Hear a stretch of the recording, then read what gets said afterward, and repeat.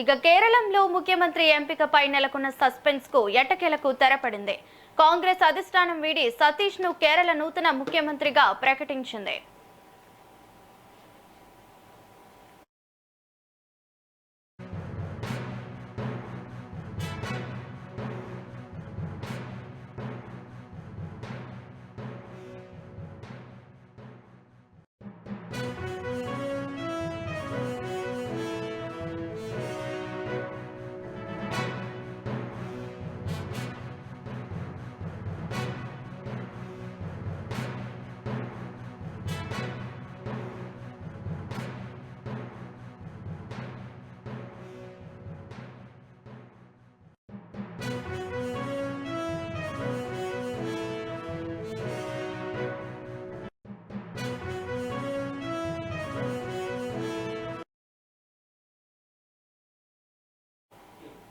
ఇక breaking news చూస్తే కేరళంలో ముఖ్యమంత్రి ఎంపికపై నెలకొన్న సస్పెన్స్ కు ఎట్టకేలకు తెరపడింది.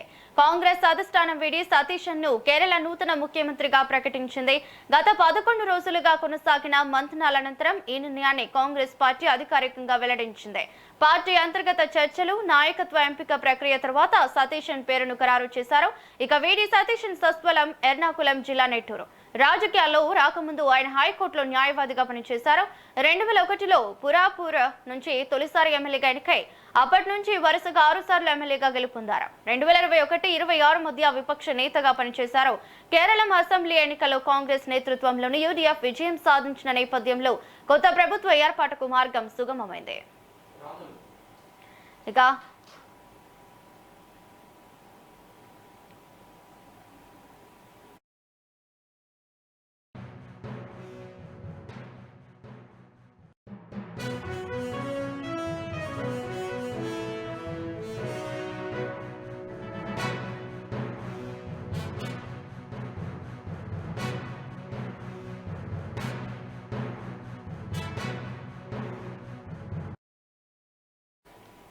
2021-26 మధ్య విపక్ష నేతగా పనిచేశారు. కేరళం అసెంబ్లీ ఎన్నికల్లో కాంగ్రెస్ నేతృత్వంలోని యూడీఎఫ్ విజయం సాధించిన నేపథ్యంలో కొత్త ప్రభుత్వం ఏర్పాటుకు మార్గం సుగమమైంది. ఇక ఇదే అంశానికి సంబంధించిన మరింత సమాచారం మా ఇన్పుట్ ఎడిటర్ రాములు అందిస్తారు. రాములు, చెప్పండి. Good afternoon. ఏదైతే కేరళంలో ఇటీవల జరిగిన అసెంబ్లీ ఎన్నికల్లో యూడీఎఫ్ విజయం సాధించింది. మే 4న వచ్చిన ఫలితాల అనంతరం ఈ రోజుకి కాంగ్రెస్ పార్టీ సీఎం అభ్యర్థిని ఫైనల్ చేసింది. కేలకు కేసీ వేణుగోపాల్, విడి సతీశన్, చెన్నితల రమేశ్ల మధ్య జరిగిన ఓరాఓరి పోటీలో ఏఐసిసి విడి సతీశన్ వైపే ముగ్గింది. ఏఐసిసి ప్రధాన కార్యదర్శిగా పనిచేస్తున్న కేసీ వేణుగోపాల్ ను సీఎం చేస్తారంటూ పెద్ద ఎత్తున వార్తలు వచ్చినప్పటికీ స్థానిక ఎమ్మెల్యేలు, స్థానిక నాయకత్వం అంతా కూడా విడి సతీశన్ వైపే మొగ్గు చూపినట్టు తెలుస్తుంది. ఈ మేరకు అధికారికంగా ఇవాళ ఏదైతే ముకుల్ వాస్నిక్ ఇతర సభ్యులతో కమిటీ వేశారో కమిటీ అధికారికంగా ఏఐసిసి ఆదేశాల మేరకు ప్రకటించింది.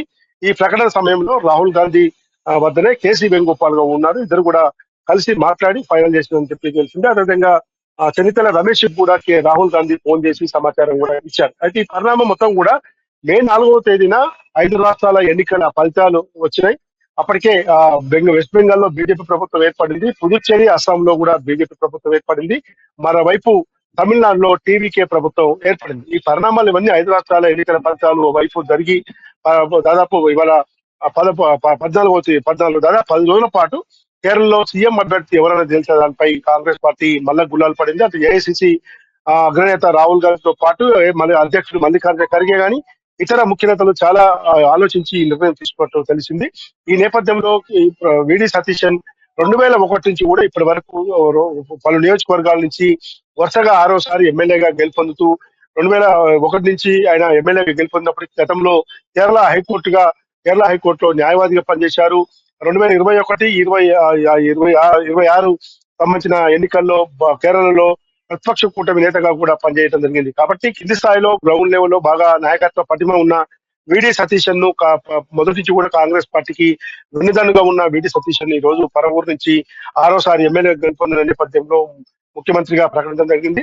కేసీ వేణుగోపాల్ కూడా సతీశన్ కు శుభాకాంక్షలు తెలియజేస్తూ ఖచ్చితంగా అందరం కలిసికట్టుగా కేరళలో యూడీఎఫ్ ప్రభుత్వాన్ని దిగ్విజయంగా 5 ఏళ్ల పాటు నడిపిస్తామని చెప్పడం జరిగింది. అయితే రమేష్ వర్గం చరిత్ర రమేష్ వర్గం మాత్రం కొంత అసంతృప్తితో ఉన్నట్టు తెలుస్తా ఉంది. ఆయనతో పాటు కొంతమంది ఆయన వర్గం చెందిన ఎమ్మెల్యేలు కూడా కొంతమంది అంటే ఫోన్లు కూడా స్విచ్ ఆఫ్ చేసి అజ్ఞాతంలోకి వెళ్లారని చెప్పి తెలుస్తా ఉంది. ఎట్టి పరిస్థితుల్లో కూడా ఏఐసిసి హైకమాండ్ రంగంలోకి దిగి యూడిఎఫ్ లో ముసలం లేకుండా చూడాలని చెప్పి రాహుల్ గాంధీ వారికి ఆదేశించడం జరిగింది. ఈ మేరకు ఏఐసిసి అధ్యక్షుడు మల్లికార్జున ఖర్గే కూడా కేరళ కాంగ్రెస్ పై ప్రత్యేక దృష్టిని సారించారు. ఎందుకంటే ఇటీవల గతంలో జరిగిన 5 రాష్ట్రాల ఎన్నికల్లో కానీ తాజాగా జరిగిన 5 రాష్ట్రాల ఎన్నికల్లో కానీ కాంగ్రెస్ పార్టీ కేవలం ఒక కేరళలో మాత్రమే ఈ రోజు ఫలితాలు సాధించి విజయం సాధించింది. ఎందుకంటే అక్కడ సిపిఎం పార్టీ గత 10 సంవత్సరాలుగా అధికారంలో ఉండి ఎల్డీఎఫ్ నేతృత్వంలో మొన్న జరిగిన ఎన్నికల్లో ఎల్డీఎఫ్ కాదని యూడీఎఫ్ ఇచ్చారు. ఎట్టి పరిస్థితుల్లో కూడా యూడీఎఫ్ నుంచి చేజారితే మాత్రం భవిష్యత్తు దేశవ్యాప్తంగా కూడా కాంగ్రెస్ పార్టీ అయోమయమయ పరిస్థితిలో పడుతుంది. కాబట్టి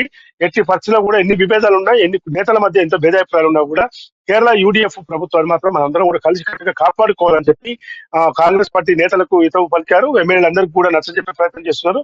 కాబట్టి నెల 18వ తేదీన తిరువనంతపురం సెంట్రల్ స్టేడియంలో విడి సతీశన్ ముఖ్యమంత్రిగా ప్రమాణ స్వీకారం చేస్తారని చెప్పి ఇప్పటికే అధికారికంగా తెలియజేయడం. ఈ ప్రమాణ స్వీకారానికి రాహుల్ గాంధీతో పాటు తెలంగాణ సీఎం రేవంత్ రెడ్డి కూడా హాజరవుతున్నారు. ఇప్పటికే ఎల్లుండి ఉదయం ముఖ్యమంత్రి రేవంత్ రెడ్డి ఢిల్లీకి వెళ్తున్నారు. ఎల్లుండి ఉదయం నుంచి ఢిల్లీలో ఉండి ఆ తర్వాత 17వ తేదీ సాయంత్రం ఆయన కేరళకు కూడా వెళ్తారని చెప్పి ఇప్పటికే సీఎం కార్యాలయ వర్గాలు చెప్తున్నాయి.